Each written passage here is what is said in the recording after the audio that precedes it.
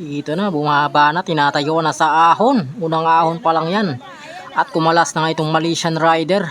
Di niya kinaya yung hatak ni Judayong dito. Ang tuli, no? Pinapanay talaga dito ni Judayong. Bigla mabinanatan si Judayong. Judayong humabol sa likuran talaga. Makakakapit pa kaya siya dito kay Ivan. Trabing diina niya, no? Sagaran talaga yan. Talagang pinipiga. Binigla niya siya dito ni Ivan si Judayong. So dalawa na yung ating breakaway. Titignan natin kung makakapit may itong si Judayong. Mukhang aatras. Bumitaw na nga ito si Judayong. Hindi inaya. Grabe talaga. So what's up mga idol? Panoorin natin yung laro ng Tour of Luzon 2026. So may nakikita tayo dito tatlong breakaway. Kasama ito si Judayong. Ito yung defending champion nung nakarang Tour of Luzon. So titignan natin kung kaya niyang dipensyahan yung kanyang defending champion dito. So meron tayong nakikita tayong tatlong breakaway dito. Kasama itong Malaysian Rider at saka si Ivan Anisimo. So itong nasa harapan yung nakakulay dilaw.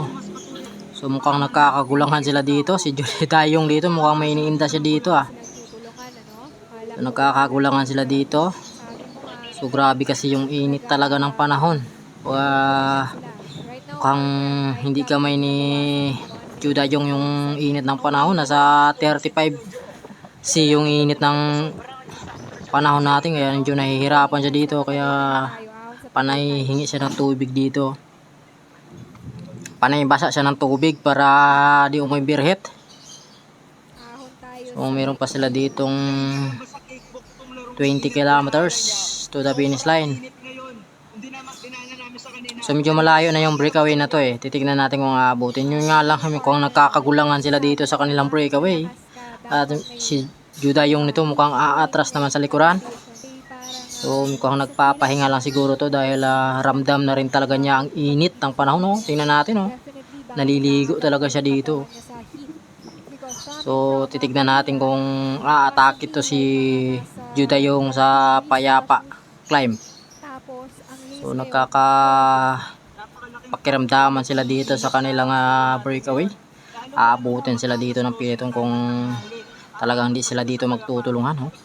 Si Ivan Anisimo naliligo na rin. Itong Malaysian Rider itong nakapula.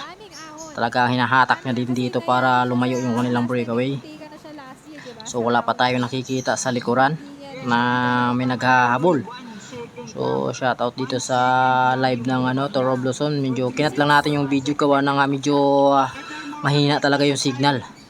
Kaya pinuputol-putol natin yung video para medyo maliwanagan ba yung ating manonood sa video. So tatlo pa rin sila dito. Malaysian Rider dito mukhang may iniinda na rin talaga siya dito dahil ramdam na rin talaga niya ang init. Pero to si Ivan Anisimo na to medyo sanay ito sa init gawa ng lumaro to ng ng Saudi Arabia. Kaya doon ay medyo mainit ang panahon, medyo sanay. Pero si Judayong medyo hindi niya pagamay yung init dito sa Pilipinas Kumbaga nanibago siya dahil mga traders before yung karera dumating siya dito, medyo hindi siya nagamay yung init talaga ng panahon dito sa Pilipinas. Tsaka sobrang init naman talaga ngayon ng panahon. So ito hinahatak ni Judayong yung kanilang breakaway. Pumalit naman itong Malaysian Rider, sinundan ni Ivan. So ito yung ating peloton, mga Team Excellent Noodles. Nandito sa peloton pa mga Direna. So ito Team Standard Insurance dun sa harapan magkakasunod sila. 7-Eleven, papansin natin sila dito ay talaga nagbabantayan sila dito. Kumbaga gaantay lang ng tamang tiyempo yan. Si Lumutos nandito, Oransa ito sa harapan. Team 7-Eleven pa talaga pag mahaba ang gawas iba yung diin. Talaga nga sulit na sulit yung diin pag mahaba yung gawas. Yung ating mga Pinoy ay talaga maliliit pero lumalaban talaga yan. So ito na, mukhang nagkakaiwasan sila dito, nakakagulangan. kung sino ang magdadala sa kanilang breakaway, ramdam rin talaga nila yung tama sa kanilang breakaway dahil kanina pa to sila sa breakaway. Kumbaga pagod na rin talaga yan dahil kanina pa sila sa breakaway. Nililingon nila yung peloton kung sinong, kung baga kung malapit na. Medyo malayo-layo pa yung gap ng peloton, nasa 1 minute yung gap. Yung ating peloton dito, kalmado lang sila dito eh. Siguro babanat to mga to sa ahon na ng payapa, sa pana ng payapa climb going to finish line. Doon na siguro to sila magbabanatan. Titignan natin mamaya, malalaman natin kung talagang maghahabol to. So mga team excellent loaders dito, magkakasunod sila dito. Mga team go for gold, ito si Ivan Anisimo. Susulo siya dito, mukhang atras siya dito, kumbaga mukhang bibitaw siya dito sa kanilang breakaway. Ito na, bumabanat nito si Judayong. Ito na, bumabanat, tinatayo na sa ahon. Unang ahon pa lang yan. At kumalas na nga itong Malaysian Rider. Hindi niya kinaya yung hatak ni Judayong dito. Ang tuli, no? Pinapanay talaga dito ni Judayong. Grabe yung panayan, ang tulin talaga. Nasa 35 to 34 kilometers per hour ahon niya. Pero talagang pinapatag niya itong payapa climb. So napapansin natin dito kay Judayong, talagang namaya talaga siya. Kumbaga pinaghandaan niya yung karera na ito. So titignan natin kung kaya niya bang isustain yung kanyang breakaway. Masasagad kaya hanggang finish line?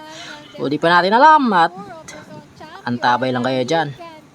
Ayan, papansin natin talaga tinatayuan niya yung ahon para tumulin. O yun, papansin talaga natin na tinatayuan niya.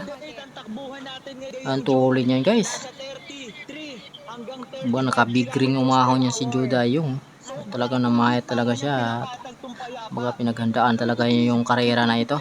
So titignan natin kung makakadikit itong dalawa na to sa ating solo breakaway na si Judayong. Pinapanay-panay niya yung ahon dito.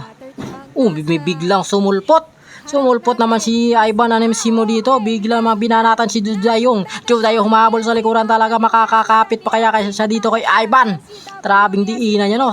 Sagaran talaga yan. Talagang binigla niya siya dito ni Ivan si Judayong. So dalawa na yung ating breakaway. Titignan natin kung makakapit may pitong si Judayong. Mukhang aatras. Bumitaw na nga ito si Judayong. Hindi inaya. Grabe talaga. Talaga napayoko talaga dito si Judayong dahil binigla dito ni Ivan Anisimo yung pagkadikit niya, biglang pinanatan at nagulat naman itong si Judayong. Ito na solo breakaway natin. So unti-unti siya ditong umagwat kay Judayong. Mahaba ang gawas talaga ito ni Ivan Anisimo ng Team Life Cycle. Grabe yung diinan niya, no? Talaga binigla niya, ginugulat na si Judayong doon. Akala ni Judayong walang nakasunod sa kanya at biglang dumikit at biglang co-mounter naman itong si Ivan Anisimo ng Team Cycling Cycle. Ito na, solo natin, panibagong breakaways. May biglang dumikit sa likuran, kakampi ni Ivan. So mayroong dumikit na isa. So biglang nawala itong si si Judayong. So ito na, breakaway natin. Dalawa na sila dito. Mukhang tumutulin silang dalawa dito dahil magpapalitan to, dahil magkakampi to. Last 10 km na lang tayo guys. So yung video natin nito ay medyo putol-putol to, gawa ng sa live to ginawa natin. Inedit lang natin, then tinanggal natin yung medyo choppy. Eto na, sa tulay na sila dito. Malapit na to sa katotohanan. Titignan natin kung aabutin pa tong dalawa na to. Papalapit yung ating finish line. Tumutuli naman itong dalawa. Last 3 game na lang to finish line. Mukhang hindi na aabutin itong dalawa na to. Number 1, 2, 5 at number 1, 2, 3. So grabe yung dalahan ng dalawa to, talaga all out na rin yan dahil mahirap na maabutan dahil going to finish line na yan. At masasayang yung kanilang breakaway dito, at masasayang yung kanilang pinaghirapan sa breakaway kung maabutan sila ng peloton. Kumbaga dito talagang pinapanay na. Ito ni Ivan Anisimo yung kanilang breakaway talaga pinipiga na dito sa kanilang breakaway. So malapit na sa katotohanan to, nag-uusap-usap na tong dalawa kung sino ang kukuha ng champion. So talaga magkakabigayan to kung sino ang panlaban nila sa sa kanya ibibigay yan sa yellow jersey. So ito na, makatawid na yung dalawa. Ito na yung ating champion at saka second. So abangan natin yung peloton kung sino ang magkakarimatehan at sino ang third place. Ito at si Jericho Lucero at saka Excellent Noodles, go for gold at saka Excellent Noodles. Dalawang go for gold doon nakatawid na. Ito yung peloton. So grabe. Ito lang yung ating update sa ating video ngayon.